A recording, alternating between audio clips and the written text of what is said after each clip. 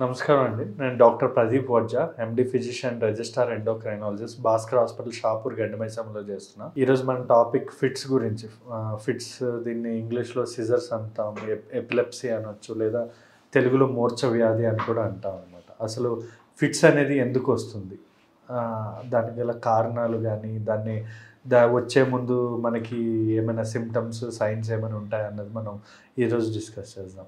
Actually fits అసలు ఇది ఎందుకు వస్తుంది అన్నది మనం తెలుసుకోవాలి. ఇది ఫిట్స్ అనేది ఒక న్యూరలాజికల్ డిసార్డర్ అండి. ఇప్పుడు మన బ్రెయిన్లో నరాలు ఎలక్ట్రికల్ యాక్టివిటీ ఉంటుంది. అంటే మన బ్రెయిన్ నుంచి ఎలక్ట్రికల్ యాక్టివిటీ ద్వారా మన బాడీ అంతా ఇవి పెయిన్, నొప్పికి సంబంధించినవి కానీ, వేడికి సంబంధించినవి కానీ, ఇవన్నీ బ్రెయిన్ నుంచి మనకి సప్లై అవుతుంది. ఈ ఎలక్ట్రికల్ యాక్టివిటీలో ఏమైనా మార్పులు వచ్చినప్పుడు మనకి ఫిట్స్లా వస్తుంది. ఫిట్స్లా అంటే లైక్ చేతులు కాళ్ళు కొట్టుకోవడం, పళ్ళు కొట్టుకోవడం, లేదా నాలుక కొరకడం, ఇలాంటివన్నీ జరుగుతాయి అన్నమాట. This is nothing but neurological disorder. అసలు ఇది ఎందుకు వస్తుంది అన్నది మనం తెలుసుకోవాల్సిన విషయం అనమాట. 50% అంటే 50% వరకు ఇది ఎందుకు వస్తుందో చెప్పలేమండి. కొంతమందికి ఎలక్ట్రోలైట్ ఇంబ్యాలెన్స్ అవ్వచ్చు, ఏదైనా అవ్వచ్చు. కాజ్ అనేది మనకి ఎంఆర్ఐలో కానీ, సిటీలో కానీ, ఈజీలో కానీ ఏమి కాజ్ అనేది 50% తెలియదు.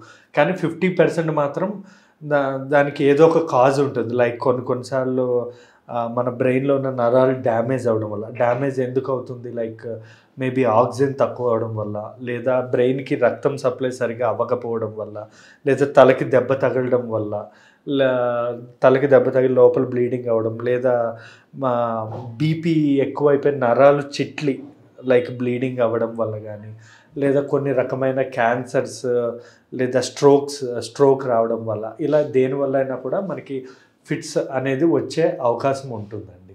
ఈ ఫిట్స్ వచ్చేటప్పుడు మనకి ముందుగానే కొన్ని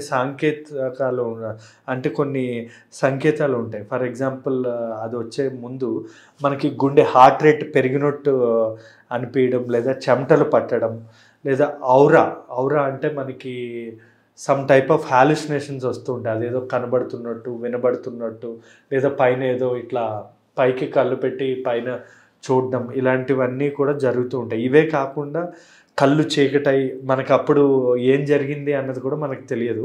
లేచిన మళ్ళీ స్మెల్, టేస్ట్ అంటే మనం తినే టేస్ట్ తెలియకపోవడం, స్మెల్ తెలియకపోవడం, చెవులు వినబడకపోవడం, ఇలాంటి సిమ్టమ్స్ ఏవైనా కూడా మనకి ఫిట్స్ వచ్చేటప్పుడు ఈ రకమైన సిమ్టమ్స్ ఉంటాయన్నమాట. మనకి అప్పుడు ఫిట్స్ వచ్చేటప్పుడు మనం ఏం చేస్తూ ఉంటామంటే, చాలామంది చేతిలో ఐరన్ కీస్ కానీ, ఐరన్ ఏవైనా పెట్టి దాన్ని పట్టుకోమని చెప్తారు. దానివల్ల ఫిట్స్ తగ్గిపోద్ది అని అనుకుంటాం. కానీ నిజం చెప్పాలి అంటే అసలు దీనికి అసలు సంబంధమే లేదండి. మనం చేతిలో కీస్ పెట్టినా పెట్టకపోయినా అదే ఆటోమేటిక్గా ఒక ఇన్ని సెకండ్స్ వచ్చాక అదే తగ్గిపోతుంది ఫిట్స్. అది నార్మల్ ఫిట్స్ అయితే.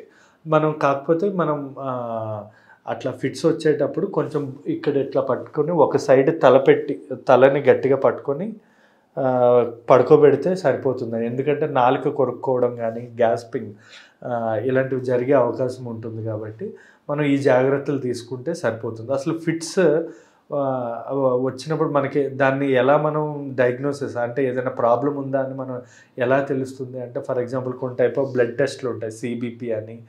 ఎందుకంటే ఏమైనా ఇన్ఫెక్షన్ వల్ల ఫిట్స్ వచ్చిందా, మెనెంజైటిస్ వల్ల ఫిట్స్ వచ్చిందా, లేదా ఎంఆర్ఐ స్కాన్, సిటీ స్కాన్, లేదా ఈఈజీ అంటాం. మనం పడుకునేటప్పుడు మన బ్రెయిన్ ఎలక్ట్రికల్ యాక్టివిటీ ఎలా ఉంది, ఇలాంటి టెస్ట్లన్నీ చేసుకొని మనం ఫిట్స్ ఉందా లేదా మనం డయాగ్నోస్ చేస్తామన్నమాట. ఇంకొకటి ఏంటంటే, ఈ ఫిట్స్ వచ్చేటప్పుడు మనం వచ్చిన వెంటనే మనకి లెవిపిల్ అని చెప్పి, ఎప్టోయిన్ అని చెప్పి కొన్ని ఇంజెక్షన్స్ ఉంటాయి. అవి మనం అప్పటికప్పుడు ఇచ్చేసుకుంటే మనకి ఆ ఫిట్స్ రాకుండా ఉంటుంది. తర్వాత మనం అది ఎందువల్ల వచ్చింది అన్న దాన్ని బట్టి మనం డయాగ్నోసిస్ చేసి దాని ప్రకారం ట్రీట్మెంట్ ఇవ్వాల్సి ఉంటుంది. దీంతోపాటు మన బాడీ అంతా రిలాక్స్ అవ్వడానికి డయాజెపమ్, లోరాజెపమ్ అని ఇంజెక్షన్స్ ఉంటాయి.